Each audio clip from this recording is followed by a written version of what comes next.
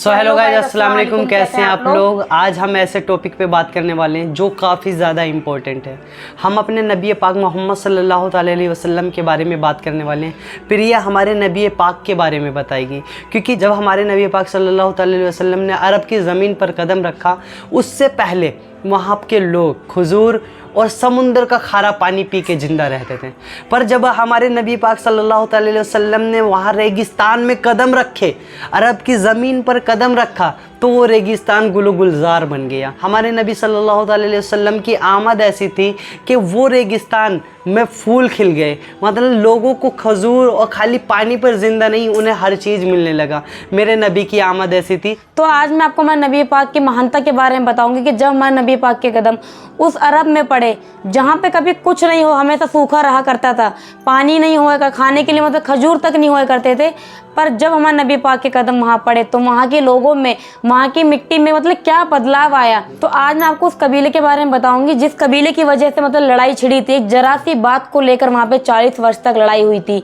तो हुआ कुछ ऐसा था कि एक कबीले के मेहमान का ऊँट ना दूसरे कबीले में चला गया था, उनकी चरागाह में गलती से चला गया था। बस इस छोटी सी गलती की वजह से उस अरब में 40 वर्ष तक लड़ाई हुई। आप सोच सकते हैं कि वहाँ के लोग मतलब किस तरीके के होंगे, कितने मतलब क्रोध वाले होंगे कि एक छोटी सी घटना को लेकर 40 साल तक लड़ाई करिए। और दोनों तरफ के लोगों में कम से कम 70,000 लोगों की मौत हुई थी।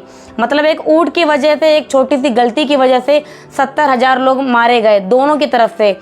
पर जब हमारे मोहम्मद साहब के कदम पड़े उस अरब में, तो वो जो इतने क्रोध वाले लोग थे, उनकी जो पूरी कौम थी, तो हमारे नबी पाक ने उन्हें ऐसी शिक्षा दी कि लड़ाई के वक्त भी लोग वहाँ पे नमाज अदा करने लगे। मतलब सोच सकते जब हमारे नबी पाक के कदम वहाँ पड़े तो उस लड़ाकू कौम को हमारे नबी पाक ने आत्मसंयम और अनुशासन की ऐसी शिक्षा दी कि युद्ध के मैदान में भी वो लोग नमाज अदा करने लगे। आप सोच सकते हैं कि मतलब वहाँ के लोग कैसे होंगे। एक छोटी सी लड़ाई, मतलब छोटी सी एक जरा सा रीजन, तो उसको लेकर इतनी 40 वर्ष तक लड़ाई हो रही है, तो वहाँ के लोग कैसे होंगे। पर जब हमारे नबी पाक वहाँ पहुँचे, उन्होंने मतलब उन्हें ऐसी शिक्षा दी आत्मसंयम वाली कि वो लोग मतलब लड़ाई के टाइम भी वहाँ पे नमाज अदा करते थे। जब हमारे नबी पाक ने उन विरोधियों से मतलब उनके समझौते के लिए, उनके मेल मिलाप के लिए सारे जतन कर लिए, पर वो सभी जतन जो है विफल रहे। लास्ट में जाके हमारे नबी पाक को खुद उस जंग में उतरना पड़ा अपने बचाव के लिए। हमारे नबी सल्लल्लाहु अलैहि वसल्लम तो यही चाहते थे कि लड़ाई ना हो, लड़ाई ना हो, अरब में लड़ाई ही ना हो, अरब के कहीं भी लड़ाई ना हो। पर जब कोई इंसान दूसरा मानता नहीं है तो किसी इंसान को उतरना पड़ता है। तो हमारे नबी सल्लल्लाहु अलैहि वसल्लम जंग में उतरे, पर पूरी रणनीति को उन्होंने बदल दिया। बिल्कुल, बल्कि पूरा अरब कंट्रोल में था, उनके हाथ में पूरा अरब था। पर उस लड़ाई में काम आने वाली इंसानी जानों की संख्या चंद 100 से भी कम है। ये देख तो आप सोच सकते हैं मतलब इतने वर्ष की लड़ाई में आप सोच सकते हैं अगर कोई ऐसे आ रहा है और उस जंग को थामने की कोशिश कर रहा है तो कितनी मौतें हो सकती हैं, कितनी जानें जा सकती है। पर हमारे नबी पाक ने उन्हें किस तरीके से समझाया, किस तरीके से समझौते करवाए। पूरा अरब उनके कंट्रोल में था और उसमें जो इंसानों की मौत हुई थी वो 100 से भी कम थी, क्योंकि हमारे नबी पाक हमेशा समझौता चाहते थे, वो कभी लड़ाई नहीं चाहते थे। वो समझाते इस तरीके से थे कि लोगों को समझ में आ जाए। हमारे नबी पाक ने अरब के जो बर्बर लोग थे उन्हें सर्वशक्तिमान अल्लाह की उपासना यानी उन्हें नमाज पढ़ने की शिक्षा दी। और वो भी नमाज सिर्फ अकेले नहीं, सामूहिक रूप से नमाज अदा करने की शिक्षा दी। और उस टाइम पे क्या होता था, नमाज पढ़ने के टाइम अब भी उस टाइम भी वही था, 5 वक्त की नमाज हुआ करती थी। जंग के मैदान पे लोग नमाज कैसे अदा करते थे, जब एक गिरोह नमाज अदा करता था तो दूसरा गिरोह जो शत्रु से लड़ाई करता था। जब पहला गिरोह नमाज अदा करके वापस आता था तो जो दूसरा गिरोह है वो अल्लाह की इबादत में जाता था। तो आप सोच सकते हैं कि वहाँ पे कितने बदलाव आ गए थे हमारे नबी पाक के होने से। वहाँ पे लोग जंग के मैदान में भी नमाज नहीं भूल रहे थे।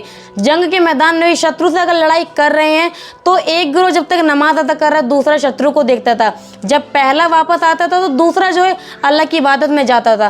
तो एक टाइम वो था जहाँ एक ऊँट को लेकर लड़ाई हुई थी, और एक दूसरा टाइम वो था जहाँ पे जो जंग के मैदान में भी अल्लाह को नहीं भूल रहे थे, नमाज नहीं छोड़ रहे थे। इस जंग के मैदान में जो सबसे अच्छी बात मुझे लगी, और जब मैंने ये चीज़ पढ़ी ना तब मुझसे रहा नहीं गया कि मुझे लगा ये बात लोगों तक बतानी चाहिए, ये बात लोगों तक पहुंचानी चाहिए। क्योंकि मुझे नहीं लगता आज के टाइम पे अगर कहीं पर जंग हो रही है तो वहाँ पे ये आदेश कोई दे सकता है।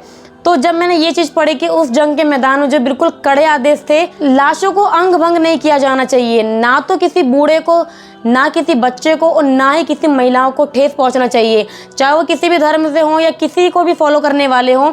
ना किसी को हमें धोखा देना है, तो वहाँ पे इतने कड़े आदेश देना कि ना तो किसी को धोखा दिया जाए, ना तो किसी के साथ गमन किया जाए, और ना तो खजूरों और फलदार पेड़ों को ना तो जलाया जाए, ना तो उन्हें काटा जाए।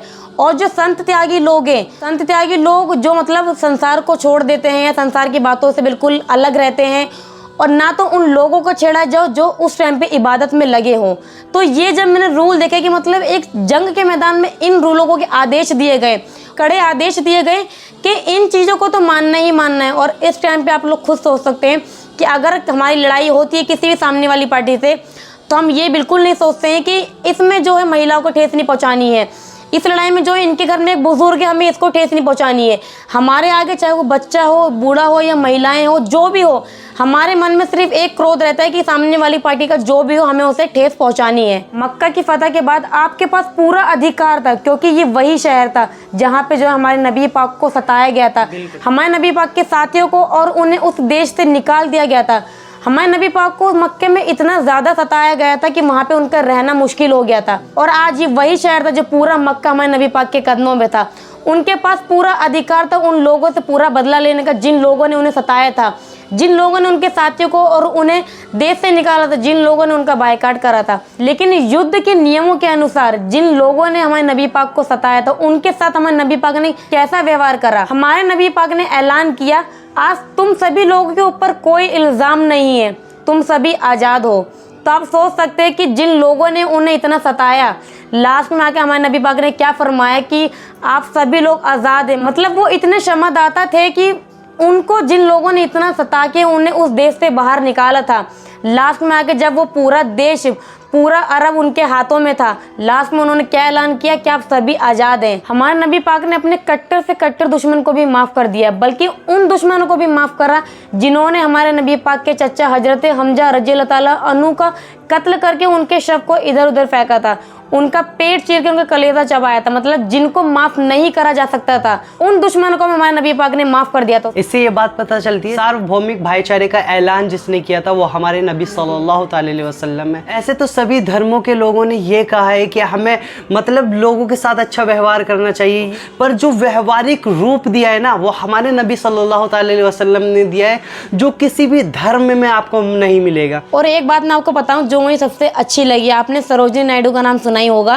सरोजिनी नायडू भी ये बात कहती है कि यही एक ऐसा पहला धर्म है जिसने लोकतंत्र को बढ़ावा दिया है, क्योंकि जब मीनार से अजान दी जाती है और मस्जिदों में नमाज अदा करने वाले लोग इकट्ठा होते हैं, तब इस्लाम का जो जनतंत्र है वो एक दिन में 5 बार साकार होता है। क्योंकि जब एक राजा और गुलाम कंधे से कंधा मिलाकर खड़े होते हैं और कहते हैं अल्लाहू अकबर, यानी अल्लाह ही बड़ा है। और सरोजिनी नायडू अपनी बात को आगे रखते हुए ये कहती है कि मैं इस एकता को देखते हुए इतनी प्रभावित हुई जो लोगों को एक दूसरे का भाई बना देती है। क्योंकि आप खुद देखेंगे, अगर एक इंसान अमेरिका का है और दूसरा जो अल्जीरिया का है या फिर हिंदुस्तान का है, पर जब वो एक साथ एक शव में खड़े होते हैं तो वहाँ पे कोई भेदभाव नहीं होता है कि ये हिंदुस्तान से है या ये अल्जीरिया से है और कहाँ से है। तो वो इस चीज़ को लेकर वो खुद इतना अट्रैक्ट हुई है इस्लाम से कि उन्होंने खुद अपनी इस बातों में लिखा है कि मैं इस्लाम से इतनी अट्रैक्ट हुई इस बात को लेकर कि जहाँ पे लोगों के बीच इतना भेदभाव नहीं करा जाता। क्योंकि आपने सुना होगा एक ही सफ़ में खड़े हो गए महमूद व अयाज, ना कोई बंदा रहा ना कोई बंदा नवाज। तो मतलब कोई मैटर ही नहीं करता, आप बड़े हो या छोटे, गुलाम हो या राजा, कोई फ़र्क नहीं पड़ता। जब अल्लाह की इबादत करने सामने खड़े होगे तो सब एक हो जाओगे। और हमारे नबी सल्लल्लाहु अलैहि वसल्लम ने सबको भाई बना दिया, सबको, सभी मुसलमान आपस में भाई भाई हैं। जंग के मैदान में भी नमाज की दावत दी, जंग के मैदान में भी भाईचारे की दावत दी, हर ऐसी सिचुएशन पे भाईचारे की दावत दी जहाँ पे माफ़ करना हमारे नबी सल्लल्लाहु अलैहि वसल्लम के लिए पॉसिबल नहीं था। पर उन्होंने दावत दी कि लोगों को समझा सके, लोगों को एक पैगाम दिया, मोहब्बत का पैगाम दिया हमारे नबी ने। जिनको माफ़ नहीं करना चाहा था उन लोगों को भी माफ़ कर दिया। आने वाली जो मेरी कौम है वो संभल जाए, हमारे नबी का ऐलान ये था। और समझा तो मैंने बहुत कुछ था, काफ़ी चीज़ें मुझे बतानी थी, पर मुझे ये बात अच्छे से पता है कि मैं सही से नहीं बता पा रही हूँ। मेरे माइंड मुझे ये चीज़ खुद को फील हो रही है कि जो मैंने समझा है वो मैं नहीं समझा पा रही हूँ ढंग से। क्योंकि इन्होंने बहुत अच्छा पढ़ा है, बहुत अच्छा लगा है वो मेरे को। और जो इन्होंने पढ़ा अगर अच्छे, अभी बताने की हैबिट नहीं है, इंशाल्लाह धीरे धीरे आ जाएगी, ये अभी बता नहीं पाती हैं। और मैं बीच में इसलिए डिस्टर्ब नहीं करता हूँ कि कुछ भी खराब ना हो। जो इन्होंने समझा वो आप लोगों तक पहुँचाए। लफ्ज़ों में भी काफ़ी गलती है, समझाने का तरीका भी नहीं आ रहा मुझे। मेरे को मैं खुद समझ रही हूँ इस बात को कि जो चीज़ मैंने समझी है वो मैं नहीं समझा पा रही हूँ। तो आप लोगों से यही गुजारिश है, जो हमारे नबी ने हमें बताया, जो आज प्रिया ने हमारे नबी की थोड़ा बातें आप समझाने की लोगों को कोशिश बातें करी है। बताई हैं, उनको फॉलो करना। और हमारा इस्लाम क्या है, हमारे इस्लाम क्या सिखाता है, लोगों को क्षमा करना। और लोगों हमारे को- नबी हाँ, पाक जो कितने बड़े क्षमादाता थे, हाँ, इस चीज़ को लेकर हमें सोचना चाहिए। हाँ, तो आप लोगों को इसे फॉलो करना चाहिए। आप लोगों को ये वीडियो कैसी लगी कमेंट करके जरूर जरूर बताना। वीडियो अच्छी लगी तो वीडियो को लाइक करके चैनल को जरूर सब्सक्राइब कर दें। मिलते हैं नेक्स्ट वीडियो में। अल्लाह हाफिज।